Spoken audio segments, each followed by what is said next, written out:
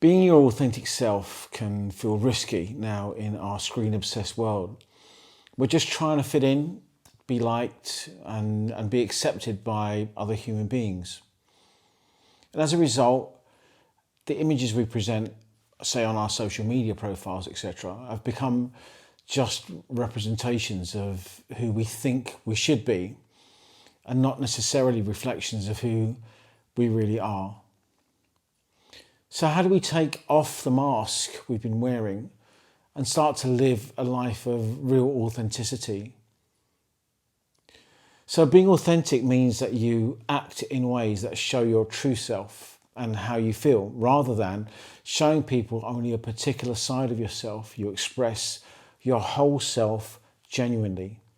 That means to succeed in being authentic, you first need to know who your true self actually is. And this requires self-awareness, mindfulness, and self-acceptance. It's harder for us to be our true selves now. We're truly constantly bombarded with media that tells us who to be, what to want, how we should express ourselves.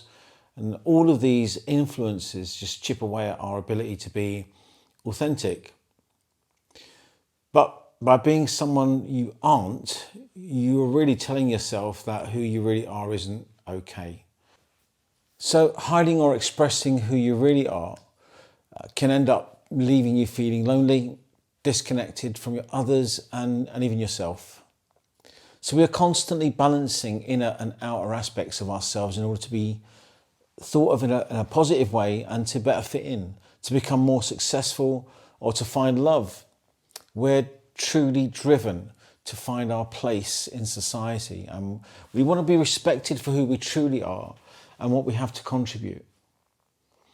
So many of us are propelled even further, really just wanting to know and live our purpose, to find deeper meaning in our lives and to feel true fulfillment that comes with becoming a more true and authentic person. But at the same time, we live in a society that values superficiality and strives for perfection and defines success by the money in our bank accounts and not by how well we live our values every day. So how are we to be authentic in spite of the messages that try to convince us to be someone else? We were molded as children by parents, our teachers, religions, perhaps our peers and society, to just fit in. And as a result, we develop beliefs, thoughts and emotions and behaviours that just keep us acting in the ways that we were taught to act, not truly in the ways that make us feel like our authentic selves. So this version of ourselves can be thought of as the adaptive self, right? It's the self that prioritises fitting in, getting along and generally doing what we're told. And this self isn't without value and purpose. It does help us to be functioning members of society to an extent. But if you're feeling inauthentic, the adaptive self is running your life.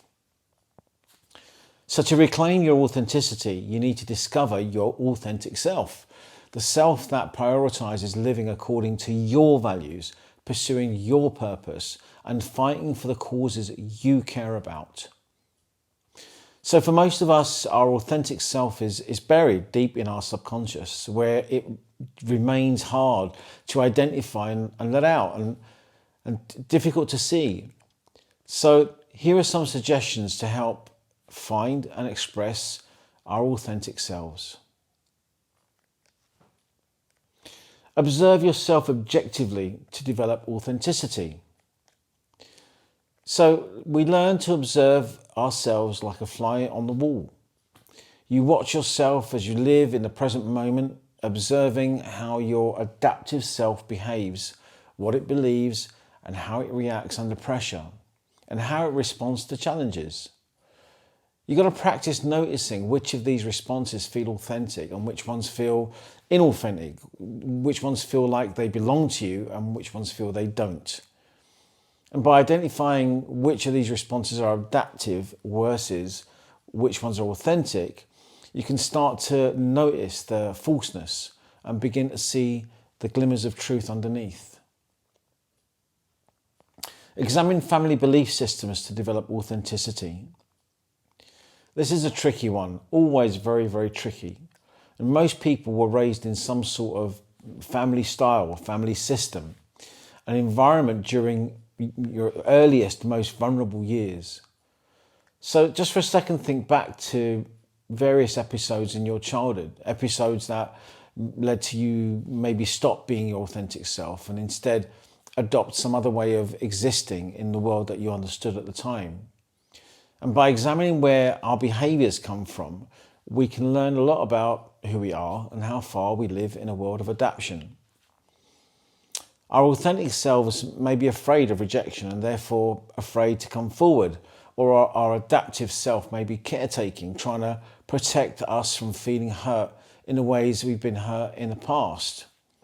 So these parts of ourselves are running our lives this way for a particular reason, to keep us safe.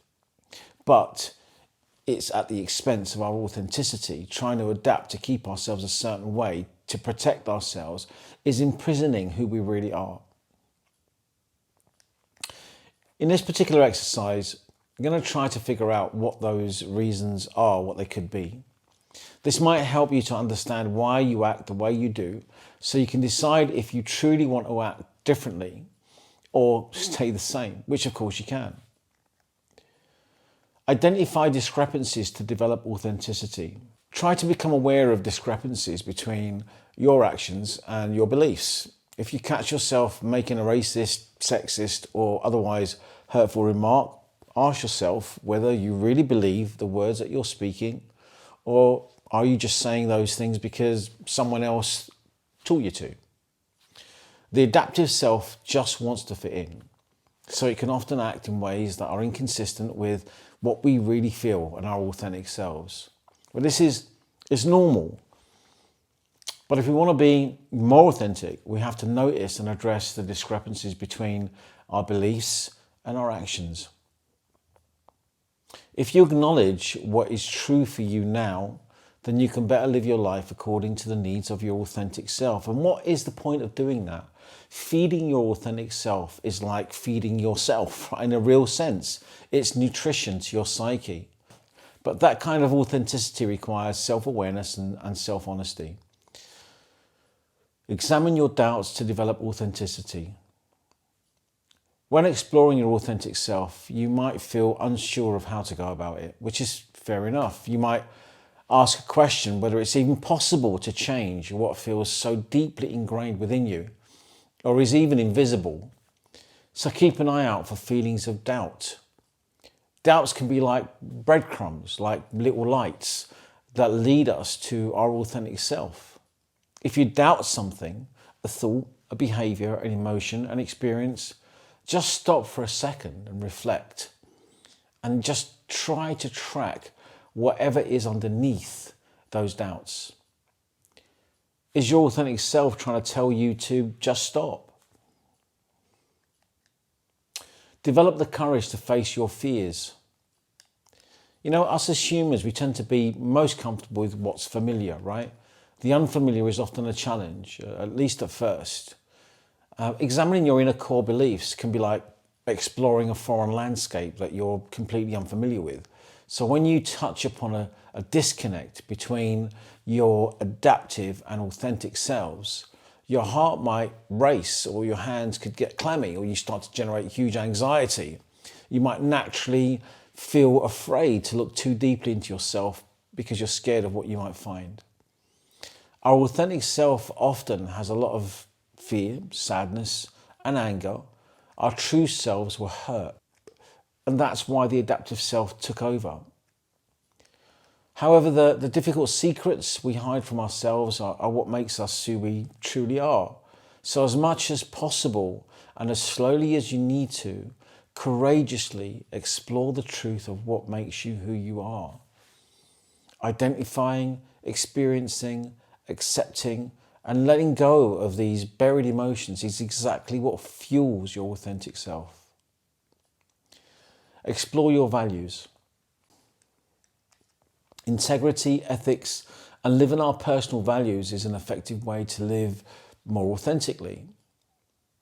The trouble comes when we're so far from our authentic selves that we just don't even know what our values actually are. So we need to explore what our values and figure out some ways to start living them, right? Love yourself and have compassion for others to develop authenticity. This sounds often a strange kind of idea, as most of this stuff might if you've never heard any of these terms before. But loving yourself and then extending that love to other people and developing a sense of gratitude begins to change some of the ways that we adapt and some of the hidden deep hurts and pains and scars that we hold. Because it takes self-love for our authentic selves to emerge.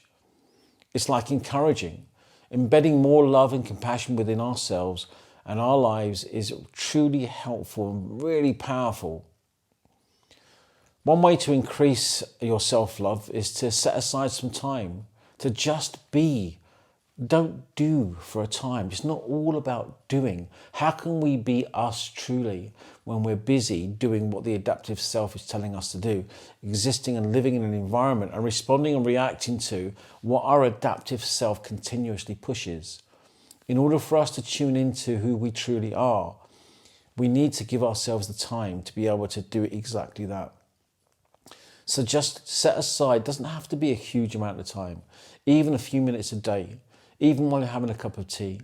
Just set aside that moment, those 2 or 3 minutes to just be, just feel what it likes to be. Just allow yourself to just be for a second, for a minute. Stop doing and just feel what it feels like to just be. And you can add this to an existing meditation if you practice meditation. And I thoroughly recommend that you do. I think meditation is crucially important. So recognizing that developing authenticity takes time and examining our true selves is a process. And sometimes, and for most of us, it's a lifelong process. Because, we're evolving human beings and it takes quite a long time to sort out and sort through the beliefs and behaviours that no longer serve you and replace them with more authentic actions. But with some effort and encouragement, you'll soon find more genuine alignment with your true self, which is what really this is all about. It's re-engaging your life and moving towards you being you instead of you being someone that you're not. Release patterns and beliefs that no longer serve you. This is a hugely important idea. When you do come across a thought, emotion or action that doesn't represent your authentic self, work on letting it go. Visualization is a really good tool for this. You can place the thought as an example or your emotion or action within some bubble or a balloon in a sort of mental vision and just let it rise until it disappears. Or if you're more hands-on, you can write on a piece of paper, cross it out and crumple up the paper and throw it away. A physical action that helps your subconscious understand your intention, it can be really powerful and important. Ask yourself what you truly believe. Another proactive approach is to simply start with a pad and a paper, or it can be a mental exercise, and begin listing your beliefs about yourself. Beliefs like, I'm not good enough, or nobody loves me, or I'm stupid, I'm fat, or ugly, etc. Then examine each one, expand on it and think back to how and when you acquired that belief. This is not a natural way to think about yourself. These thoughts and these self-negative narratives they're not an organic part of who you are. They were given to you by your environment, by your peers, by your parents, by people around you. They don't belong to you. So therefore, they don't belong to your authentic self. You have to work out why you are still holding on to other people's narratives and whether it represents the true, authentic you that you want to be today. Now create positive alternatives, challenges to those negative beliefs like I am good enough, or I am drawing on myself, I am able to trust myself, and I'm perfect just as I am, or I'm good enough. You don't have to be perfect. Good enough is good enough. And you've got to keep on repeating the beliefs as positive affirmations It's like evidence. It's every single time you get a negative thought come into your head that attempts to undermine your confidence or challenge that you feel good about yourself, coming back with a positive affirmation to challenge it. And evidence. So you might come up with a thought, or the negative thought might come in, I'm not good enough. So you reflect on all the times that you consider yourself to have been good enough. We all have them. We all have bad things. We all have good things that reflect the good and bad parts of us as people. So we take the positives and we challenge the negatives. Take it slow, though, to develop your authenticity. And sometimes we are shocked by what we discover. And certainly in my work, there have been so many times when we do this element of looking at where we've picked up certain thoughts about ourselves. And as a result of those thoughts, we've made massive decisions, life decisions about who we are, what we do, even the work that we do, even the relationships that we're in. And when they become challenged, it can be really dramatic, because then you start re-referencing the things that you are doing, the things that you are thinking, and the people that you're surrounding yourself with. And as a result of that, you start being faced by some really difficult decisions about what you're going to do in order to kind of claw back who you truly are. So it takes time, right? When these things become apparent, we need to give ourselves some time and a process to be able to move forwards. So really, when you discover a belief or memory that's been challenging your authenticity, you just need to give yourself some time to adjust to what you've discovered, and also view them with self-compassion and context. Context, when we go through this process, is so critically important. We have to keep reminding ourselves why we did certain things, what was going on for us, what we were thinking and feeling at the time. It's all well and good to think about it now on reflection, when we're out of that particular situation, and then we start beating ourselves up, right, about the negative ways that we were and the terrible things that we did. But there's a context, and we remind ourselves of the context, and we don't beat ourselves up, and we recognize that we have now evolved and that we are moving out and forwards. So now that you've got a better sense of how to be authentic, here's how to stay authentic. And this is another tricky one. And all of these things are relatively tricky, right? I mean, none of this stuff is easy. I'm making it sound easy, I guess, but it isn't. And I recognize that. And it's a life, as I've said before, it can be a lifelong journey and process. So one really important area is making telling the truth a habit. It's such a simple suggestion, and yet it's just so incredibly powerful. It's so easy to fall into a pattern of not being honest for the sake of convenience, or to further some agenda, or to cover up an embarrassment, to save face, or even to help other people. You know, it might feel unkind to be honest and truthful in a particular scenario.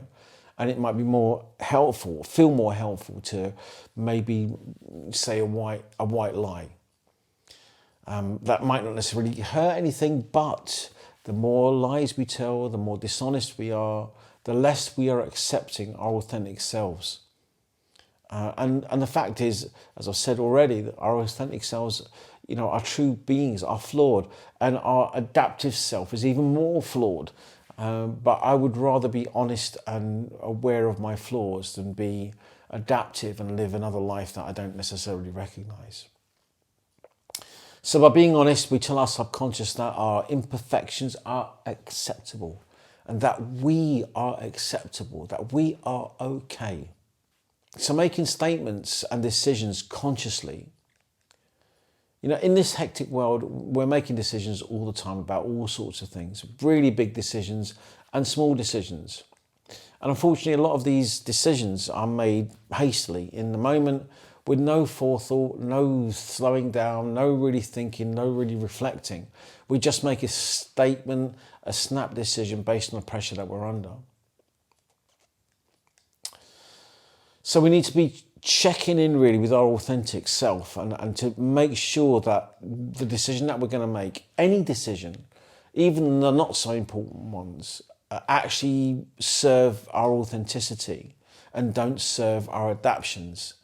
The more decisions that we make that support our adaptions, the more our adaptions have power and authority.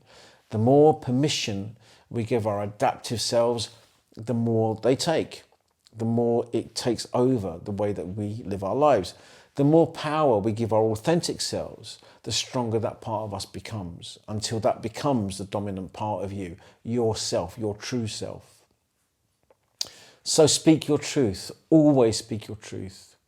When you speak your truth authentically, you show others that you're responsible, that you can be trusted, and that you trust others enough to show your genuine, vulnerable self. It also reprograms the negative thought that being the real you is not acceptable. It changes that to the real you actually being more than acceptable. Develop yourself in authentic ways. I can't tell you how many times I've been given advice for how to advance in some aspect of my life, and advice that isn't always suited to my authentic self. And whenever I followed this advice in my past, it's always become a terrible failure and I get completely lost. And the reason for that is my goals, my deep goals aren't necessarily that of someone else's. How I look to other people is not necessarily what I'm thinking or feeling. So it might not look like to other people a standard route, but who says what is a standard route and what isn't a standard route? If my authenticity is saying to me, look, it's okay, I can relax, I can chill, I can just be me for a time and it's all right. If that is what our authentic self is craving, and the adaptive self is kicking you up the backside saying, wait, you need to do this, you must be doing that, you should be doing this, you should be on that career ladder, you should be doing all of these things. And as a result of that, we end up actually doing nothing because we feel beaten by that voice. But our authentic self screams out and says, just chill, it's cool. We can just sit back for a time and just allow our authentic self to be our guide. As you pursue these goals, you need to pause and ask yourself, are you pursuing the right goal in the right way for you? If not, you're going to have a hard time enjoying either the process or the outcome if it doesn't belong to you. Continue to monitor yourself. If we can keep a behind-the-scenes monitor that remains self-aware at all times, we will be in a position to catch those off the moments when we veer away from our authentic selves. Even if we have no time to examine what's going on in the moment, we can note it down for review later when we have time. So you're working on creating a more authentic life. And so here's how to keep digging to bring out a more completely authentic life. Strive to improve yourself. If you want to progress, you will need to develop a growth mindset and learn from each single lesson presented to you before you can move on to a higher insight. If you don't do your daily homework, if you aren't paying attention to what life is teaching you, you'll continue to get the same lessons over and over until you learn them. By being open to new knowledge, you can grow more quickly and find the best routes for you to achieve sustained authenticity. Listen to your inner guidance or intuition. I kind of referenced this before. People call inner guidance loads of things, the soul, God, intuition, and so on. Following this inner guidance and beginning to trust it is a key to discovering the authentic self. It's only when our adaptive self silences our inner guidance that we lose track of who we really are. So try to keep an open mind and ear for the guidance that you hold inside of you, your inner self. Find your life purpose. Authenticity and purpose are closely linked. A deep sense of purpose can help you express your authenticity, while developing authenticity will often help you discover your purpose. You may discover the courage of your convictions and want to burst forwards with a passion to accomplish some goal that moves you deeply enough to champion some particular sort of positive change. You might have an invention you want to promote, a company you want to develop, or a vision you want to see manifested. So open yourself up to living authentically, and your purpose is likely to become more clear. I hope that's been helpful, and feel free to subscribe or comment. And I wish you all the very best in your onward journey.